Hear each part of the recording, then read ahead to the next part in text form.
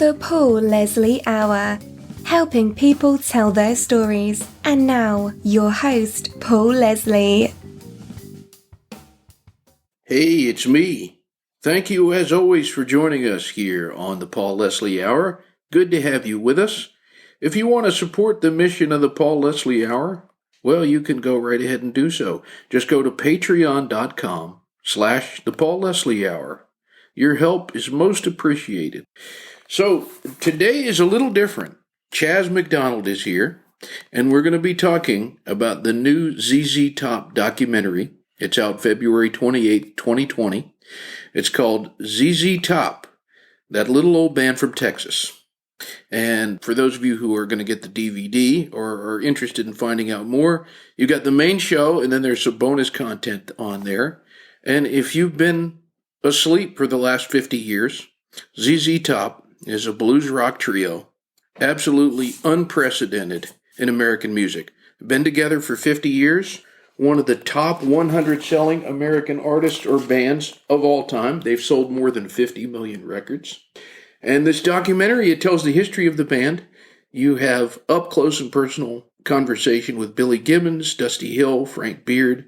It's from Eagle Rock Entertainment, and they've set up a website for this. It's zztopfilm.com.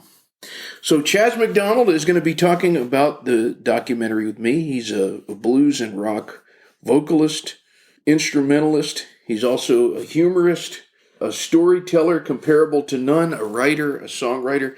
Chaz, thanks for being here. You're welcome. I'm looking forward to it. I was really loving the movie. It was marvelous, and really digging on the whole thing, getting all the backstory on ZZ Top and seeing what's what with them. Can you tell us, because when I was thinking about who do I know who is a ZZ Top aficionado, I thought immediately of you. When did you first become exposed to ZZ Top? When I first got ZZ Topized, it came to me by an old friend of mine named Joe Lindsay, who's turned me on to more music than I can count over the years. He was actually the music aficionado when I was growing up. He turned me on to Jimmy Buffett. He turned me on to ZZ Top. He turned me on to Joe Walsh. I mean, the list just goes down and down and down and down. And, so he's turned me on to this. He actually hit me up to ZZ Top right when Tres Hombres came out with LaGrange, that kind of thing on there. And he's like, check this out. Now, you want to listen to this album? This is great, but we're going to go back. And he had already because this was ZZ Top's third album. And he stopped in on Tres Hombres, and we're like, this is great. Now we're going back to Rio Grande Mud. We're going back into ZZ Top's first album. We're doing all the backstory. And then we went forward from there along with the band. As soon as I heard it, I was like, this is completely different, because I'd heard three-piece rock bands before. And okay, like Cream, for instance. Cream sounded like Cream. Okay, it's a distorted guitar with a bass and the drums. Okay, got it. And ZZ Top comes along with the same format, but it sounded totally different. Mm-hmm. The drummer played different. The guitar player played way different. And the vocals it had the smoke and barbecue kind of thing to it. And it really just knocked me out. But I've been on board with that since whenever Tres Hombres came out, which I think was 1974. I'm not sure. But yeah, it just knocked my socks off from the beginning. What was the thing about it that made you think, okay, I'm signing up? You hear when you read interviews with Billy Gibbons, he'll talk about mojo. It's like, well, okay, you got the guitar. It sounds like a guitar. Now we need something to spice it up a little bit. And I was hearing that spice in there, and I really dug it. I mean, even because they use fairly simple arrangements, fairly simple orchestrations, but there's always that little bit of difference in there, a little different slant. Even down to the drums. I mean, Frank Beard plays. Most people hit a snare drum on 2 and 4, so it's going boom, boom, bap. Frank's doing all this. And he's got this other stuff going on that is just like more spice. Yeah. And it's always really appealed to me. Yeah, it's truly a unique sound. Oh, yeah. Yeah. Yeah, radically. And this is even before they got to the synthesizer stuff later on, where they really started orchestrating the music. Even when it was just the three of them and a couple of guitars and a drummer, it was still radically different. Something that they touch on in the documentary that was very interesting was the use that they made of music videos. And when I think of the most iconic music videos of all time, I think of ZZ Top. In fact, my very first exposure, I can remember, I was 7 years old. I was at my best friend Ted's house. I was 7 years old, and a ZZ Top music video came on. There was this really cool car. Of course, there were some girls that didn't look like any girls that lived in the neighborhood. And this very, very cool sound that just made you want to jump up and down. And his mom came running into the room. She stood in front of the television and she turned it off and she said, "Bad." There are girls in that video. I hear it. Now, as soon as I saw the videos, because I was sort of wondering, where are they going to take this? You know, it just, the two didn't seem to jive. And they really touched on, they came up with a very good videographer in this, and he really made things pop for that. And the ZZ videos were always cool in that there was a story to it. Yeah. And it wasn't an outlandish story. It wasn't like they were trying to tell the entire, Tolkien trilogy in a 3-minute video, but there was a story to it. Mm-hmm. And it was even little stuff, and it's continued on through present day. Because, you saw the first ZZ video, and it's got the girls, it's got the car, it's got the guy. And if you see the thing in the video, the girl gets out of the car, and she's got the ZZ key ring that powers up the car. Yeah. Okay, flash forward 40 years. I see the ZZ video for "I Gots to Get Paid." And the video thing, it's got Billy Gibbons in the car, and he's driving across the desert. Well, the girls are in cars now, and they're chasing him. And at the end of the video, his car just fades off into a cloud of dust, and the girls stop, and they get out, and they're looking around going, what in the world? And one of them looks down, they pick something up, and it's the key. And I was like, how cool is this? Yeah. I mean, it just knocked my socks off. There's such beauty in simplicity. Oh, yeah. Yeah. Yeah. But it's interesting simplicity. It's sure. not just, even though it is repetitious, it's not exactly the same thing. Right. It's like after you get the first date with your soulmate. Okay, you remember that first date. The third date was pretty similar, but it was great too, right? So, yeah, it's the same kind of thing, and they just keep on playing it out. It keeps staying interesting, but it's a very similar story. Was there anything about this documentary, ZZ Top, that little old band from Texas, that surprised you? When they talked about being on hiatus there for about 3 years after the worldwide Texas tour, and Dusty Hill was talking about, because they were talking about what did you do on the hiatus, and Frank Beard went to rehab. He was very upfront about it. Mm-hmm. And Billy Gibbons traveled the world. He was in Europe checking out punk bands and stuff like this, which I was sort of like, what? But, but when they talked about Dusty Hill, and he said he needed to ground himself from this whole rock and roll stardom experience, and he went and took a job in the Houston airport for a couple of years. And in Houston airport, they knew him as Joe, the guy that pushed the trash men around. Yeah. And the other thing he brought out, I can't remember if I heard it from the movie or another interview that I just sort of got out.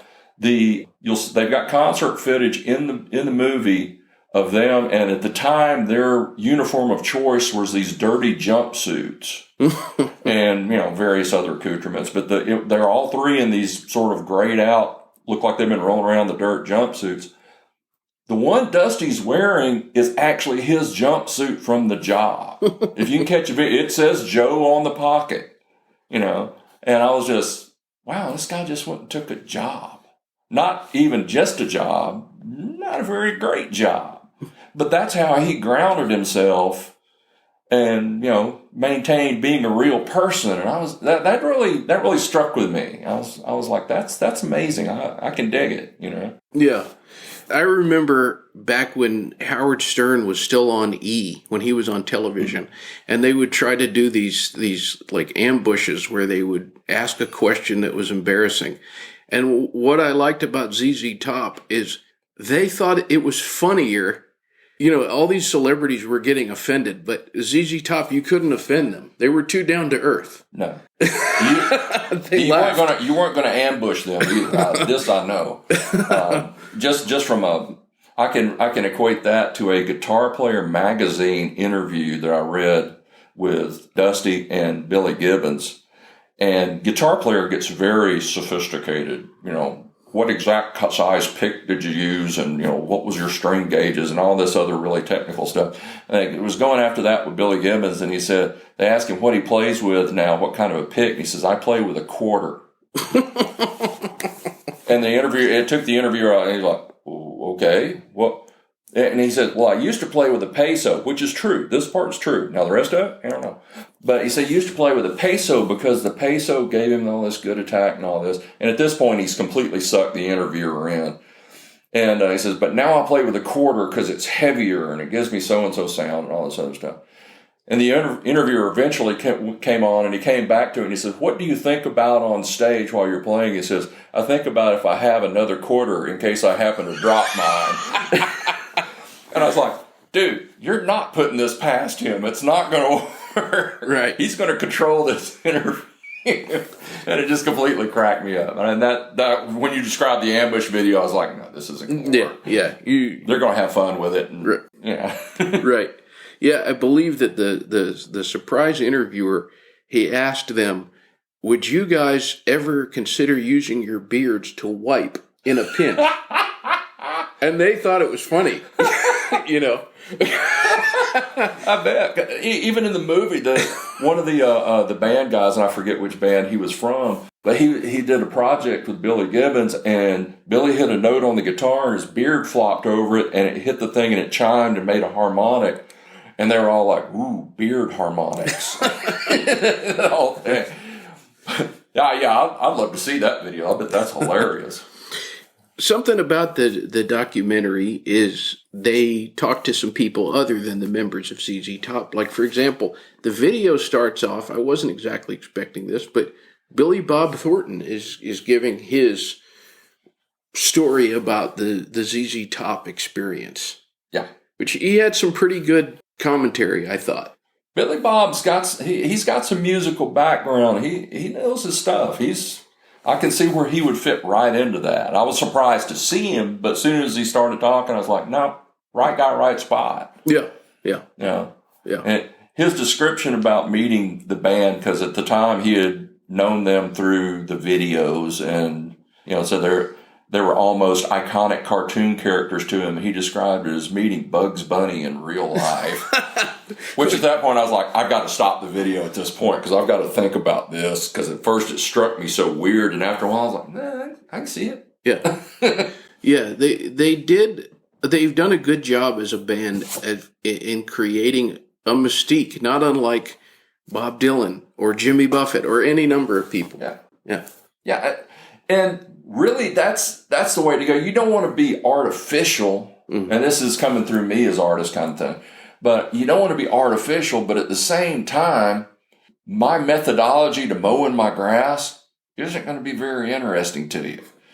So you got to put out some persona here that, for one, people will find interesting, for two, you will find interesting. Mm-hmm. And I equate it with putting on a decent set of clothes to go do a job. And it's not artificial. It's got to be something you own, but that's what you do, And I always get suspicious whenever artists start talking about, no, he's exactly who he is. I'm like, all right. He must live a complicated life then, because if I had to live the way I do whenever I'm performing 24/7, and maybe that's what Frank Beard was doing when he took the job in the airport. He was coming down off of that and, trying to make that work for his life. And they can talk about that kind of stuff in the movie, which was cool. Mm-hmm. Really cool. Well, this is maybe a slightly philosophical question, but do you think that there's anything we could learn as people from this documentary? Wow, yeah, that's pretty good. Yeah, and I see it reoccurring in several bands. You'll notice it bands that stay together for any length of time. Now, granted, ZZ is light years ahead of most everybody else because this is the same three guys. But if you listen to them throughout the whole thing, all three of them sort of know their niche, know the role. When they step outside of it, the other guys aren't really offended at it, and it just sort of works. And they understand each other. You know, when Frank had to go do his rehab thing, they understood it. They got it. They wanted him to walk out of here a better guy, too. They didn't, well, we're taking 3 years off. This is tragedy. There wasn't any of that. It was, here's what it is, and here's what we got to do. And even, because you think of the two guys up front, Billy Gibbons and Dusty, you think of those as the talkers, the creators, and all this kind of stuff.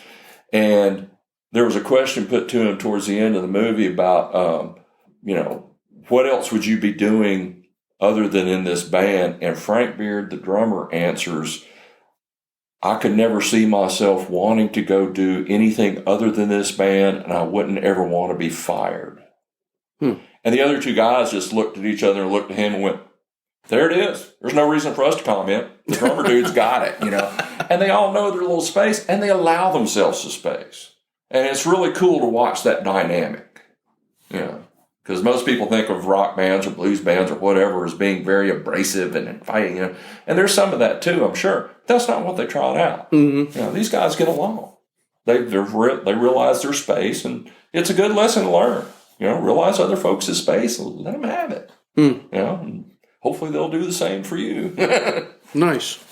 So does ZZ Top, that little old band from Texas, the documentary, does it get the Chaz McDonald seal of approval? Absolutely. It gets 3 thumbs up from me. It was, they had me from the get-go. As soon as I saw the 3 guys in the car riding up to the Texas Music Hall, I was like, I'm in. Yeah, it's got it. It's got just enough information to give you way more information you ever need to know about ZZ Top, and it maintains the mystique. It's got the mojo and the Texas flavor and all that kind of stuff. It gets all the thumbs up for me.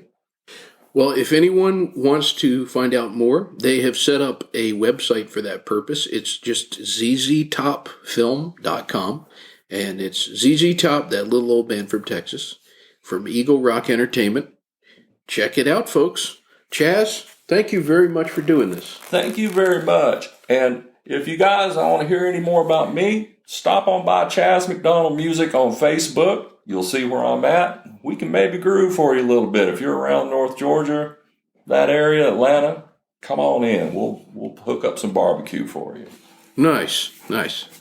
Excellent. Zip, bip, bibbidi bop, boobity zing, dang, bon, chichi, cuddly zing, a bang, do coochie, atsikili, matsako, oh, you should get gone, go, easing on the gland, dang, bon, tight, it'll, a good plan, do, goodbye.